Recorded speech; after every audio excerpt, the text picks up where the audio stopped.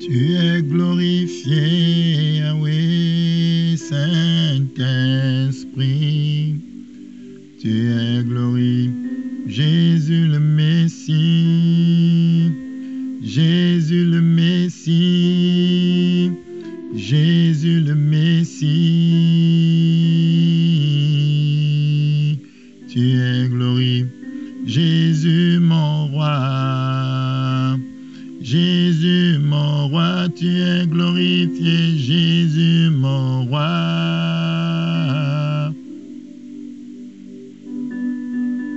Bonjour bien-aimés, bienvenue dans l'émission Le Pain Vivant Quotidien. Aujourd'hui nous sommes vendredi et c'est le 5e jour de la semaine. Alors nous parlons de l'évangélisation, l'importance d'évangéliser. L'importance d'évangéliser. Bien-aimés, le Seigneur Jésus nous a laissés sur terre afin que nous puissions témoigner de lui. Après avoir été sauvés, après avoir accepté le Seigneur Jésus dans nos cœurs et être devenus enfants de Dieu, le Seigneur Jésus nous a laissés sur terre afin que nous puissions témoigner de lui. Alors on va se positionner dans Éphésiens 6, à partir du verset 13 à 15, l'évangélisation, le fait de parler de notre Seigneur à ceux qui nous entourent est très important. Qu'est-ce que nous dit Éphésiens 6 à partir du verset 13 à 15? C'est pourquoi prenez toutes les armes de Dieu afin de pouvoir résister dans le mauvais jour et tenir ferme après avoir tout surmonté. Verset 14. Tenez donc ferme, ayez à vos reins la vérité pour ceinture, revêtez la cuirasse de la justice, mettez pour chaussure à vos pieds le zèle que donne l'évangile de paix. C'est le verset 15 qui m'intéressait ici. Donc, l'évangile fait partie de l'armure du chrétien. Le fait d'évangéliser, on dit mettez à vos pieds le zèle que donne.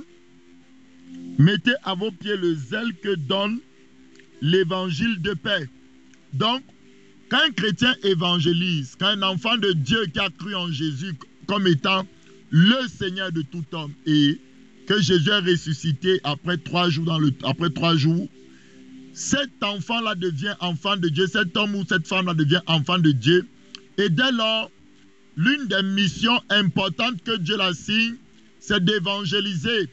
C'est de témoigner de Jésus. Et justement, quand il commence à témoigner de Jésus autour de lui, quand il commence à parler du Seigneur autour de lui, ses pieds, c'est-à-dire qu'il est revêtu du zèle que donne l'évangile de paix. Donc le fait de témoigner de Jésus, le fait de parler de Jésus autour de nous, on peut commencer dans notre famille. Je viens de me convertir, j'étais peut-être dans la cigarette, j'étais peut-être dans la pornographie, j'étais peut-être dans la masturbation, j'étais peut-être dans la drogue. Aujourd'hui, je me suis converti et subitement, je n'ai plus envie de fumer, je n'ai plus envie de boire, je n'ai plus envie de me masturber, mais j'ai plutôt envie de parler de Jésus.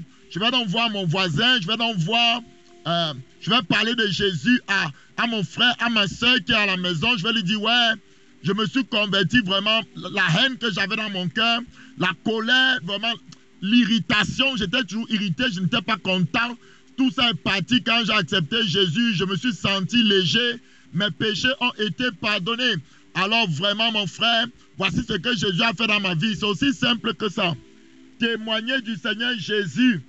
Donc le témoignage ou l'évangélisation, c'est une arme. Allez vous positionner dans Luc 10. Luc chapitre 10. Jésus nous dit un truc là-bas.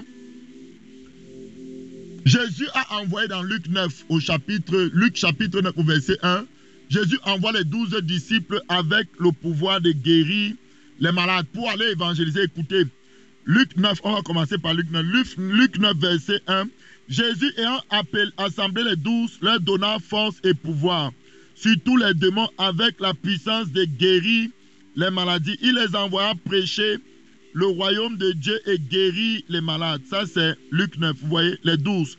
On peut dire, ah non, ce sont les apôtres, nous ne sommes pas apôtres. Ouais, Jésus envoie. Non, maintenant, regarde. Tellement la moisson est grande.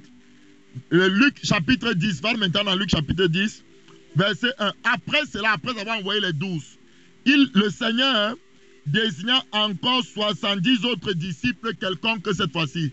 Ceux-ci ne sont pas des apôtres. Parce qu'un apôtre, peut-être, oui, il a un ministère, amen, il n'y a pas de problème. Mais maintenant, il a pris 70 disciples. Toi, tu es un disciple. Si tu as cru en Jésus, si tu t'es fait baptiser d'eau, si tu vraiment tu le sais, tu es un disciple de Dieu. Jésus a choisi encore 70 autres disciples quelconques. On ne donne même pas les noms. Ils n'ont pas de ministère, ils ne sont pas évangélistes ou quoi que ce soit. Ça veut dire que l'évangélisation, le fait de témoigner de Jésus, c'est pour tous les enfants de Dieu. Maman, tu t'es converti, tu as 90 ans, témoigne de Jésus. Papa, tu t'es converti, tu as 90 ans, témoigne de Jésus. Quel que soit ton âge, quel que soit ce que tu fais, Dieu te donnera toujours la possibilité de témoigner de lui. Donc, il est envoyé, écoutez, il dit, il les envoya deux à deux, devant lui dans toutes les villes et dans tous les lieux où lui-même il devait aller. Donc, tu es un ambassadeur de Christ. Lève-toi, témoigne. Lève-toi, mon frère, ma soeur, ce matin. Je voulais t'exhorter à témoigner. Je voulais t'exhorter à témoigner autour de toi. Regarde ce monde, les gens souffrent, les gens sont malades, ils n'ont pas de solution, ils n'ont pas de joie, ils ne connaissent pas ce que tu connais. Je ne dis pas que lorsqu'on connaît Jésus, il n'y a plus de souffrance, mais dans la souffrance, il y a la consolation. Jésus te délivrera toujours de toute souffrance. La Bible dit qu'il n'y a aucune épreuve qui est venue à toi sans que Dieu ne crée le moyen de sortir de cela. Mais celui qui n'a pas d'espérance, celui qui n'a pas de Jésus, il n'a pas de force dans l'épreuve, il peut craquer, il peut se suicider. Jésus est la force. Alors, bien-aimés, je voulais vous laisser avec ces paroles. C'était la première partie de l'émission.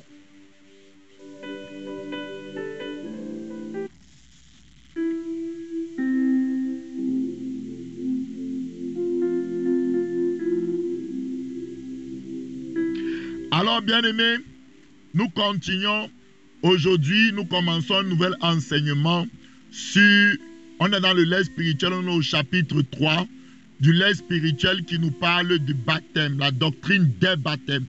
Donc, il faut savoir qu'en Christ, il y a plusieurs baptêmes. Ok? On connaît le baptême d'eau, on connaît le baptême du Saint-Esprit et de feu. Donc, il y a plusieurs baptêmes en Christ. Alléluia. Donc, aujourd'hui, nous allons commencer par le baptême d'eau. Tu vas aller te positionner dans Marc 16, à partir du verset 16. Va te positionner dans Marc 16, à partir du verset 16. Que nous dit la parole de Dieu? Je suis en train de parler du baptême d'eau. C'est Jésus qui est ressuscité. Il apparaît à ses disciples et il leur parle. Écoutez ce que dit le Messie. Voici les miracles qui accompagneront ceux qui auront cru. En mon nom, non, plutôt verset 16, j'ai sauté. Marc 16, verset 16 dit, celui qui croira et qui sera baptisé sera sauvé, mais celui qui ne croira pas sera condamné. Amen, mes frères. Donc ici, on voit que celui qui croira et qui sera baptisé sera sauvé. Donc on voit que le baptême, c'est vraiment une ordonnance du Seigneur. Nous ne baptisons pas d'eau parce que nous voulons faire le show ou parce que nous voulons montrer que non. Le baptême, c'est une ordonnance, c'est une prescription, c'est une instruction, c'est un commandement de Dieu. Dès le moment où tu acceptes le Seigneur Jésus dans ton cœur, dès le moment où tu te convertis, tu as confessé ton péché, tu as décidé maintenant de suivre Jésus tous les jours de ta vie. La prochaine étape qui doit suivre cet acte que tu as fait dans ton cœur, c'est le baptême d'eau. Le baptême d'eau est une ordonnance du Seigneur. Tu vas aller te positionner dans Matthieu. Matthieu 28. Matthieu chapitre 28. À partir du verset 19. Écoutez ce que le ressuscité dit. Allez, faites de toutes les nations des disciples, les baptisant au nom du Père, du Fils et du Saint-Esprit, et enseignez-leur à observer tout ce que je vous ai prescrit. Et voici, je suis avec vous tous les jours jusqu'à la fin du monde. Donc le verset 19 de Matthieu 28 dit, allez et faites de toutes les nations des disciples. Donc, lorsque je prêche à quelqu'un Jésus et qu'il se convertit, je dois maintenant les baptiser. Hein? Faites de toutes les nations des disciples, les baptisant au nom du Père, du Fils et du Saint-Esprit, c'est-à-dire au nom de Jésus-Christ simplement. Vous voyez que le baptême, ça ne vient pas de Paul, ça ne vient pas de Pierre, ça ne vient pas de nous, mais le baptême vient de Jésus. C'est Jésus qui a ordonné que ses disciples soient baptisés. Ça, en fait, c'est ce qui initie ta marche dans le Seigneur. C'est ce qui doit commencer. C'est comme ça que tu commences. Le baptême, c'est pour dire je suis mort à l'ancienne vie et maintenant je commence une nouvelle vie en Jésus-Christ. Je suis mort dans la vie d'Adam, le premier homme. Je commence une nouvelle vie dans la vie du second Adam, Jésus de Nazareth. Alors tu vas aller te positionner dans 1 Pierre 3 à partir du verset 21 à 22. 1 Pierre chapitre 3, verset 21 à 22. Merci Seigneur pour ta grâce et pour ta bonté. 1 Pierre chapitre 3, verset 21 à 22. Que nous dit la parole de Dieu?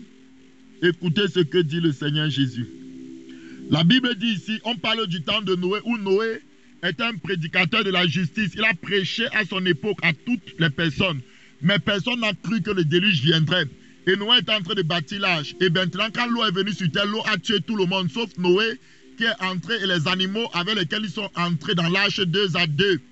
Vous voyez un peu, donc Noé vraiment a amené beaucoup de personnes dans l'arche, seulement ceux de sa famille et les animaux. Il a sauvé la race humaine de cette époque.